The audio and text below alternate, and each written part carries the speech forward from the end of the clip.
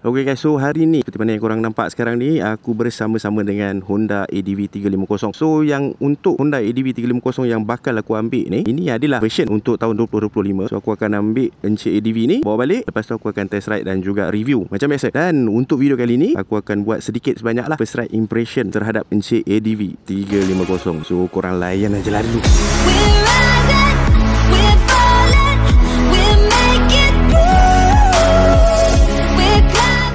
Sudah baru ada TFT. Bismillahirrahmanirrahim. Hui. Moy MU. Tak apa bah, tak pekat jalan tak? Tak apa. Sorry pula dia. Sorry naik lori ya. Oh. Hei. Ting. Allahu Akbar, dah kuning. Lembut pula. Cari dulu VIP Sport. Noise. Dia ada sedikit kespesialan untuk ADV 350 yang aku bawa ni. Yang ini siap dengan package EMS punya barang-barang. Barang-barang apa? Nanti aku go into detail-detail lah on the next of the video. Hijau sudah. Let's go. Kenapa ni stuck? Dia satu benda yang menyeronokkan bila mana bawa Encik ADV ni, yang model 350 ni lah. Sebab dia ada power tau. Kau pulas ni kau rasa dia pergi.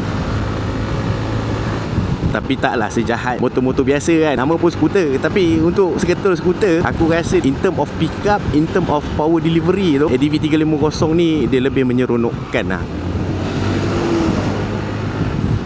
Itu satu hal. Satu lagi yang aku rasa best, yang aku rasa syok aja bawa ADV 350 ni adalah sebab dia ni nampak aja kedabak besar, tapi dia punya nimble tu, weh, memang not bad lah. To be honest, setakat ni apa yang aku boleh cakap dari segi riding position, dari segi power delivery dan sebagainya, aku rasa dia lebih kurang sama aja dengan model ADV yang sebelum facelift ni. Sebab dia punya engine, kalau tak silap aku, dia tak berubah, tapi yang lebih menyedapkan mata memandang ni dia punya TFT screen ni. Tapi aku expect dia punya power ataupun dia punya top speed akan sedikit menurun. Sebab macam aku cakap awal-awal tadi, untuk model ADV 350 yang aku bawa ni, dia dah siap pasang EMS punya barang. So dia akan tambah berat sikit lah. Overall, dari segi throttle response, dari segi keselesaan menunggang, dari segi braking punya response, aku rasa masih lagi memperformkan dirinya.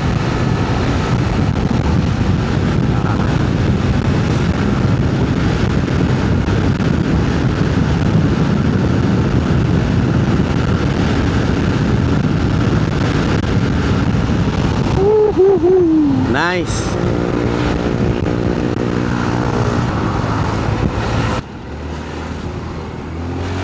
Noise.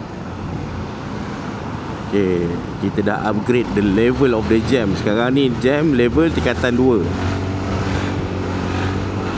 Masih lagi boleh bergerak. Hop. Kau nak masuk. Nani? Sabar bang. Hui. Mentadu. Tapi tu lah, dah kalau nak macam gini lah rombongan makcik Kiahnya ni, kenapa ni? Menolak ni accident ke? Depan tu ada abang polis. Apa halnya yo? Kalau iyalah accident, moga dipermudahkanlah urusan mereka-mereka yang terlibat tersebut. Oh. Sabar bang. Nak masuk kanan ni menyerap je. Tak dapat nak tukar lorong. Sampai bila lah kita akan stuck di sini Up. Allahu Akbar. Abang ni dia membiarkan ukhuwah terlalu jauh. Jangan biarkan terlalu jauh bang. Kita kena merapatkan ukhuwah sesama kita, especially sesama rider ni. Yeah. Cantiklah.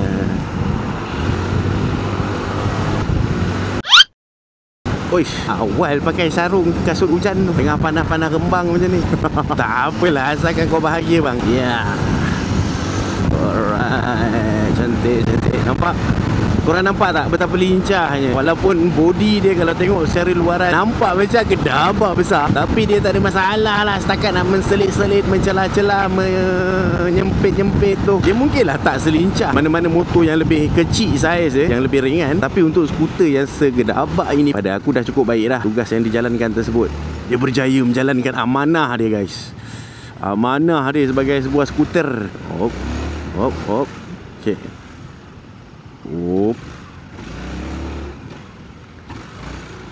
Sini. Okay. So sekarang ni jam level tingkatan 3 lah. 3. Sebab dia masih boleh bergerak. Kalau yang tingkatan 5 tu, dia tak boleh bergerak langsung. Patutlah jam. Tak tahu boleh masuk ke ni. Masya Allah. Sangkuit ni. Boleh. Kita pakai motor Yang kereta-kereta ni biarlah dia nak sangkut. Tengok, inilah sebenarnya solution yang korang kena carilah sebagai pengguna jalan raya Tegar kan. Tambah-tambah kalau yang lelaki tu, aku selalu betul jumpa kalau bawa motor ke bawa kereta ke atas highway tu, selalu betul aku nampak lelaki bawa kereta seorang-seorang. So bila nampak situasi tersebut, aku macam pelik lah. Kalau setakat nak pergi kerja, balik kerja naik seorang-seorang, better lah kau switch ataupun tukar kepada motor. Di samping boleh mengurangkan bilangan kereta atas jalan, ianya juga dapat mempercepatkan dan memperjimatkan masa kau. Tapi itulah preference masing-masing. Benda-benda macam gini tak boleh nak dipaksa kan. Kita boleh cakap je lah, kita boleh suggest je. Selagi kita tak berada dalam situasi manusia ataupun orang tersebut, kita memang berada pada posisi yang paling tepat untuk sembang palatau. Sebab bila kita dah berada pada situasi tu, barulah kita tahu langit tu tinggi rendah. Barulah fikir banyak kali nak palatau kan. Tumpang lalu, abang tupai.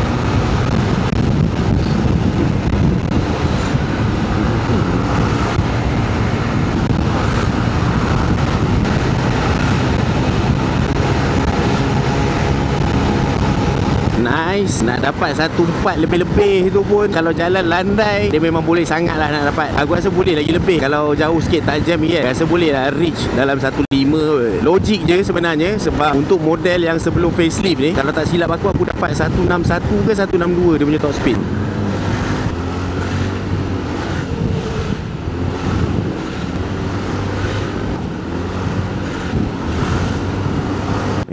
Liverpool. Mana dia punya kompartmen? Muat tak? Satu. Dia muat satu je. Yang lagi satu ni kita letak atas ni dululah. Oh. Hai. Lain macam bang. Orang biasa letak kaki kat situ kalau meredah, lompat-lompat air ke banjir ke, tak nak kasut basah. Jom kita test dia punya top speed. Cari top speed.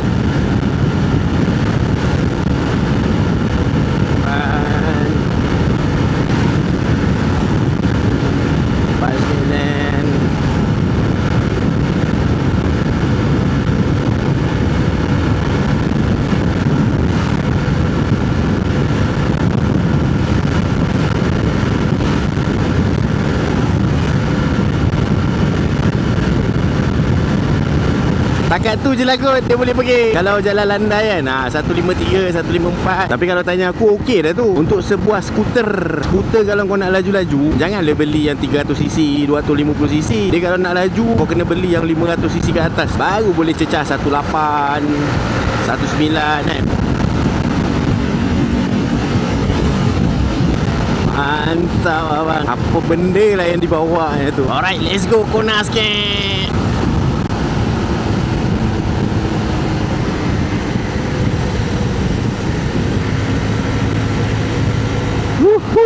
So aku rasa dah sampai sini je kot video first ride impression ni. So secara overall dari segi riding feeling je, dari segi power dia apa semua, aku boleh cakap lebih kurang dengan model sebelum facelift ni. Cuma dia ada tambah TFT screen. Lepas tu kalau tak silap aku ada beberapa lagi penambahbaikan. Nanti aku double check balik. So kalau kata korang nak tahu dengan lebih lanjut apalah penambahbaikan yang telah pun dibuat terhadap Encik ADV 350 2025 ni, korang kena tunggu video-video yang seterusnya lah. Itu kalau korang nak tengok. Kalau korang rasa macam tak nak lah tengok kisah pula aku. So okey lah guys, aku rasa cukup sampai sini dulu video aku untuk kali ni. Pada yang sedang menonton, aku ucapkan banyak terima kasih. Jangan lupa untuk klik like, share, komen dan juga subscribe pada yang belum subscribe. Pada yang dah subscribe, aku ucapkan banyak terima kasih juga atas sokongan korang. Akhir kata, see you, kita berjumpa lagi di lain video. Assalamualaikum, bye bye.